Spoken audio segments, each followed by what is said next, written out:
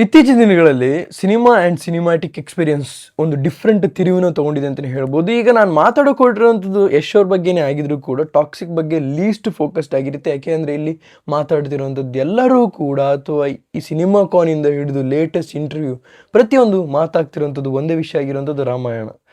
ನನಗೆ ತುಂಬಾ ಶಾಕಿಂಗ್ ಆಗ್ತಿದೆ. ಯಾಕೆಂದರೆ ಅವರ ಅಪ್ಕಮಿಂಗ್ ಫಿಲ್ಮ್ ಏನಿದೆ ಆಗಸ್ಟ್ 26ಗೆ ಲೀಸ್ಟ್ ಪ್ರಮೋಷನಲ್ಲಿ ಹೋಗ್ತಾ ಇದ್ದಾರೆ ಕಂಪೇರ್ಡ್ ಟು ರಾಮಾಯಣ.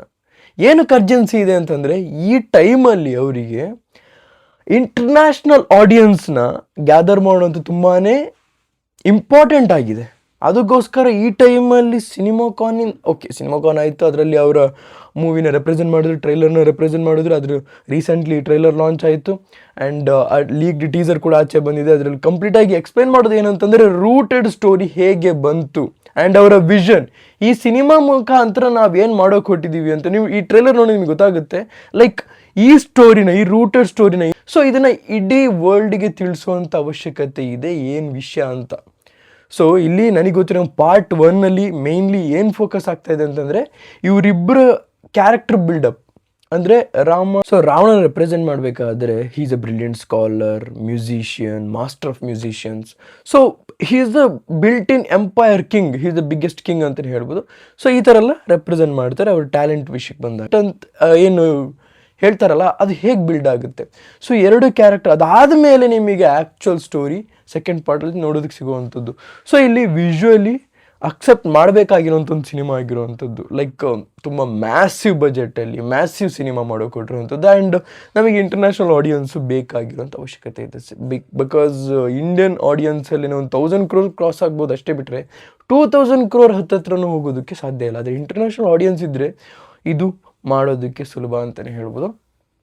4000 crores ಅಂತಾರೆ ಆನ್ ಪೇಪರ್. ನನಗೆ ಅನ್ನಿಸ್ತಾ ಇಲ್ಲ 4000 crore ಆಗಿದೆ ಅಂತ ಹೇಳ್ಬಿಟ್ಟು. ಬಟ್ 4000 crore ಏನಾದರೂ ಕಲೆಕ್ಷನ್ ಆದರೆ ಆಬ್ವಿಯಸ್ಲಿ ಇದೊಂದು ಹಿಸ್ಟ್ರಿ ಅಂತಲೇ ಹೇಳ್ಬೋದು. ಆ್ಯಂಡ್ ಹೇಳಿದ್ನಲ್ಲ, ₹1 ಲಾಭ ಆದ್ರೂ ಅದು ಲಾಭ ಅಂತಲೇ ಕನ್ಸಿಡರ್ ಮಾಡುವಂಥದ್ದು. ತುಂಬ ವಿಷಯ ಇದೆ. ನಾನು ಸ್ವಲ್ಪ ನೆಗೆಟಿವಿಟಿ ಮಾತಾಡೋದು ಬಿಟ್ಟು ಸ್ವಲ್ಪ ಪಾಸಿಟಿವಿಟಿನೇ ಇಲ್ಲಿ ಯೋಚನೆ ಮಾಡೋ ಅಂತ ಹೇಳ್ಬೋದು. ಯಾಕೆಂದರೆ ಒಂದು ಇಂಡಿಯನ್ ಸಿನಿಮಾ ಅಥವಾ ಕನ್ನಡ ಒಬ್ಬ ಪ್ರೊಡ್ಯೂಸರ್, ಆ್ಯಕ್ಟರ್ ಇಂಟರ್ನ್ಯಾಷನಲ್ ಮಾರ್ಕೆಟಲ್ಲಿ ರೆಪ್ರೆಸೆಂಟ್ ಮಾಡ್ತಿದ್ದಾನೆ ಅಂದರೆ ಅದಕ್ಕೆ ವಾರ್ನರ್ ಬ್ರೋಸ್ WB ಇವರು ಕೂಡ ನಿಮಗೆ ಸಪೋರ್ಟಿವ್ ಆಗಿದ್ದಾರೆ. ಅಂದರೆ ಲೈಕ್ ಡಿಸ್ಟ್ರಿಬ್ಯೂಷನಲ್ಲಿ ಇವರಿದ್ದಾರೆ. ಆ್ಯಂಡ್ ಸೋನಿ ಪಿಕ್ಚರ್ಸ್ ಅವರು ಇದನ್ನು ಇಂಟರ್ನ್ಯಾಷನಲ್ ಡಿಸ್ಟ್ರಿಬ್ಯೂಷನಿಗೆ ತೊಗೊತಾರೆ, where they are doing the Marvel kind of films. Like ಸ್ಪೈಡರ್-ಮ್ಯಾನ್ನ ಡಿಸ್ಟ್ರಿಬ್ಯೂಟ್ ಮಾಡೋವಂಥ ಒಂದು ಟೀಮ್ ಬಂದು ರಾಮಾಯಣ ಡಿಸ್ಟ್ರಿಬ್ಯೂಟ್ ಮಾಡುತ್ತೆ ಅಂದರೆ ಇಟ್ಸ್ ಅನ್ಇಮ್ಯಾಜಿನೇಬಲ್. ನಮಗೆ ಇಮ್ಯಾಜಿನ್ ಕೂಡ ಮಾಡೋದಕ್ಕಾಗಲ್ಲ ನಾನು ಎಷ್ಟು ಖುಷಿಯಾಗಿದ್ದೀನಿ ಅಂತ ಹೇಳ್ಬಿಟ್ಟು. ಆ್ಯಂಡ್ ಸೋನಿ ಪಿಕ್ಚರ್ಸ್ ಅವರು ಇದನ್ನು ಡಿಸ್ಟ್ರಿಬ್ಯೂಟ್ ಮಾಡ್ತಿರೋದು ನಮಗೆ ಒಂದು ಪ್ಲಸ್ ಪಾಯಿಂಟ್ ಅಂತಲೇ ಹೇಳ್ಬೋದು. ಅದ್ರ ಜೊತೆಗೆ ಏನು ವಾರ್ನರ್ ಬ್ರೋಸ್ ಅಂತ ಮಾತಾಡ್ತಿದ್ವಲ್ಲ, ಅದು ಮೇ ಬಿ ಇದುವರೆಗೂ ಏನು ಅಫಿಷಿಯಲ್ ಕನ್ಫರ್ಮೇಷನ್ ಆಗಿಲ್ಲ. ಸೊ ನನಗೆ ಗೊತ್ತಿರೋಂಗೆ ಸೋನಿ ಪಿಕ್ಚರ್ಸ್ ಅವರೇನೆ ಈ ಡಿಸ್ಟ್ರಿಬ್ಯೂಷನ್ ರೈಟ್ಸನ್ನು ತೊಗೊಂಡಿದ್ದಾರೆ ಅಂತ ಹೇಳ್ಬಿಟ್ಟು. ಸೊ ಈ ಟ್ರೈಲರ್ ಲೀಕ್ ನೀವೇನು ನೋಡ್ತೀರಾ ಇಲ್ಲಿ ಗೊತ್ತಾಗ್ತಿರೋದು ಏನಂತಂದರೆ ಏನು ಬರೆದಿರೋವಂಥದ್ದನ್ನು ಹಿಸ್ಟಾರಿಕಲಿ ಏನು ಹಿಸ್ಟರಿ ಇದೆ ಅದನ್ನು ತೋರಿಸ್ಬಿಟ್ಟು ಇಂಡಿಯಾದ ಆಚೆ ನಮಗೆ ರೆಪ್ರೆಸೆಂಟ್ ಮಾಡುವಂಥ ಅವಶ್ಯಕತೆ, ಅದಕ್ಕೋಸ್ಕರ ಈ ಫಿಲ್ಮ್ ಅನ್ನೋ ಒಂದು ಹಾನೆಸ್ಟ್ ಒಪಿನಿಯನ್ನ ಇಲ್ಲಿ ಕೊಡ್ತಾ ಇದ್ದಾರೆ. ಆ್ಯಂಡ್ ನೀವು ಪೈರೇಟ್ಸ್ ಆಫ್ ದಿ ಕೆರೆಬಿಯನ್ಸ್ ನೋಡಿರ್ತೀರ.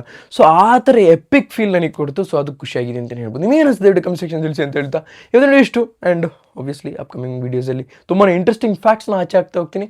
ಸಬ್ಸ್ಕ್ರೈಬ್ ಮಾಡ್ಕೊಂಡಿರಿ.